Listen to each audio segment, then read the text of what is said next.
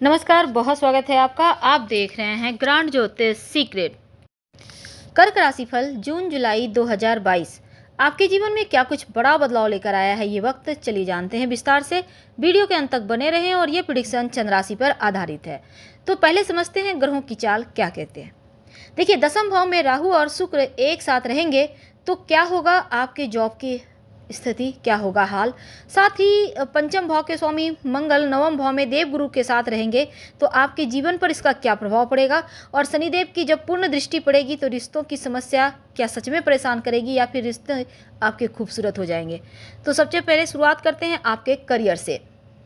तो कर्क वालों, करियर के मामलों में शुरुआत में सामान्य वक्त है, लेकिन दसम भाव में राहु और शुक्र जो बैठे हैं ना, वो नौकरी में स्थान परिवर्तन होने की संभावना पर पूरी तरह से यहाँ पर मुहर लगाएंगे, क्योंकि आप नौकरी को लेकर छोटे मोटे परेशानी आपकी दिखेगी, लेकिन अगर आप प्राइवेट सेक्टर में काम करते हैं तो थोड़ा सा आपको उथल पुथल का सामना करना पड़ सकता है। आपके साथ जो लोग काम करते हैं, हो सकता है आपके खिलाफ कोई षड्यंत्र रचे, तो आपको यहाँ पर ध्यान देना होगा। आपके जो वरिष्ठ अधिकारी हैं, कहीं उनसे अनबन ना हो जाए, किसी बात से वो आपसे नाराज ना हो जाए, ख्याल रखें। हालांकि अपने काम से नाखुश होकर आप जॉब बदलने की सोचेंगे, लेकिन बिल्कुल ऐसा ना करें, क्योंकि जल्दबाजी में फैसला नहीं करना है। थोड़ा सा समय उतार चढ़ाव भरा है, पर हमेशा ऐसा नहीं रहेगा, क्योंकि दसम भाव के स्वामी मंगल के भाग्य स्थान में होने से सरकारी नौकरी करने वाले लोगों को लाभ भी तो हो रहा है। तो यहाँ पर लाभ मंगल दिलवाएंगे, और वैसे भी मंगल की विशेष मेहरबानी कर्क वालों पे होती है, तो तरक्की भी देगा, बड़ी जिम्मेदारियां भी देगा।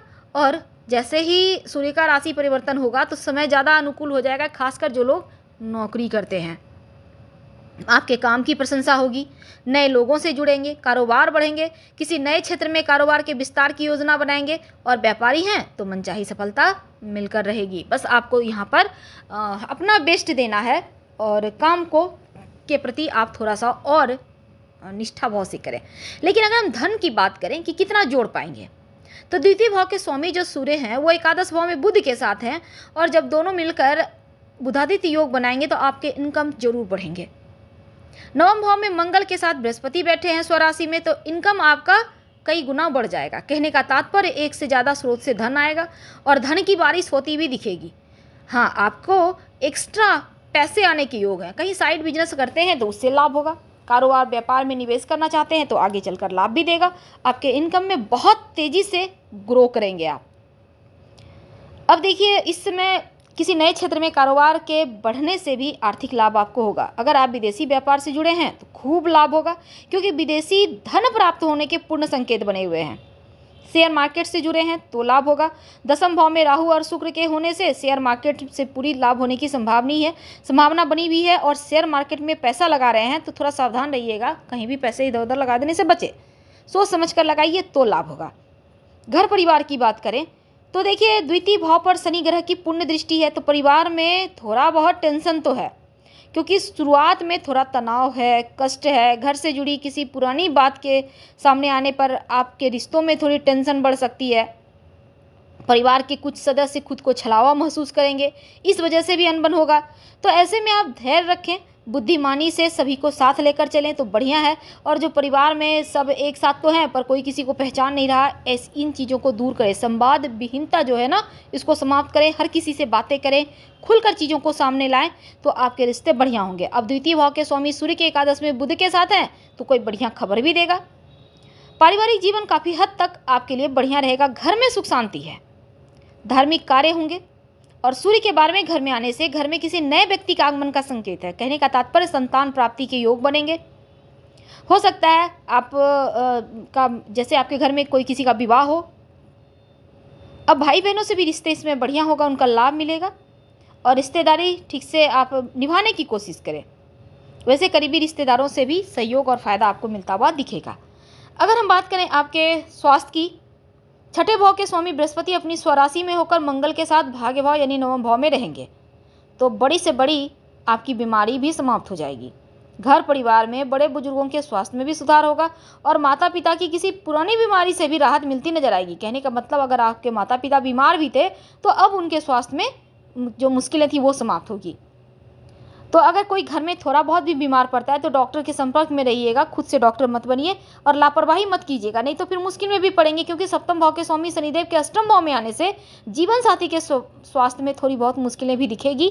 तो ध्यान रखें और ज़्यादा तला भुना हुआ खाना ना खाएं, अच्छा खाना खाइए। योगा मेडिसिन आप यहाँ पर जो योगा है, ध्यान है, ये सभी कीजिए, एक्सरसाइज कीजिए और घर वालों को भी अच्छा खाना खाने की तरफ प्रेरित कीजिए। कहने का तात्पर्य आपको अपने लाइफस्टाइल को चेंज करना है। रिश्तों की बात करते हैं। देखिए, पंचम भाव पर सूर्य और बुध की दृष्टि है, तो आप लव लाइफ में छोटी मोटी मुश्किलें हैं, समस्याएं हैं, रिश्तों में दूरियां आ सकती है। आपको लगेगा जैसे लव लाइफ में कभी कभी क्या होता है, मैं बढ़िया, मैं बेहतर, तो ये चीज़ें हो सकती है। तो यहाँ पर सूर्य आपको अहंकार देगा और जिसके कारण लव लाइफ में थोड़ी सी अहंकार वश टकराव होगा। तो गलतफहमी ना हो जाए, मन में किसी तरह का कोई बात ना आए, इसका आपको ख्याल रखना चाहिए। और सूर्य के 12वें भाव में आने से बुध के पंचम भाव पर देखने से स्थिति में धीरे धीरे सुधार होगा। प्रेम संबंध में थोड़ी बहुत समस्या है, लेकिन जो रिश्ते इस समय जो है ना, प्रेम संबंध में बहुत पुराने रिश्ते, बहुत पुराना प्रेम में भी दरार देता हुआ यहाँ पर सूर्य दिख रहा है। तो सुनी सुनाई बातों पर यकीन ना करें, आप अपने लव पर, अपनों पर भरोसा करें, नहीं तो मन को ठेस लग सकती है। अविवाहित हैं तो आपके लिए बढ़िया वक्त है, क्योंकि देखिए विवाह तय होगा, कोई बड़ी खुशखबरी मिलेगी। सप्तम भाव के स्वामी शनिदेव के अष्टम भाव में स्वराशि में होने से जीवन साथी के प्रति प्रेम बढ़ेगा, सहयोग बढ़ेगा और जीवन साथी के साथ लंबी यात्रा वगैरह पर आप जा सकते हैं। कहने का तात्पर्य हर मामले में यहाँ पर बढ़िया है। तो कुल मिलाकर ये महीना ठीक है। क्या करें? देखिए, अपने घर में रोज एक घी का दिया सुबह में पूजा पाठ करते समय जलाइए और नमः शिवाय का जप करें या शिव जी पर हर सोमवार एक लोटा जल अर्पित करें, आपको राहत मिलेगी। हम आपसे विदा लेते हैं। जानकारी अच्छी लगे तो लाइक कर सब्सक्राइब करें। आपके कमेंट्स का भी हमें इंतजार रहेगा और अपने बारे में ज़्यादा जानकारी चाहते हैं तो आप हमारे वेबसाइट granddharmasomnath.com गूगल सर्च करके आ सकते हैं। वेबसाइट का लिंक आपको डिस्क्रिप्शन में मिल जाएगा। धन्यवाद।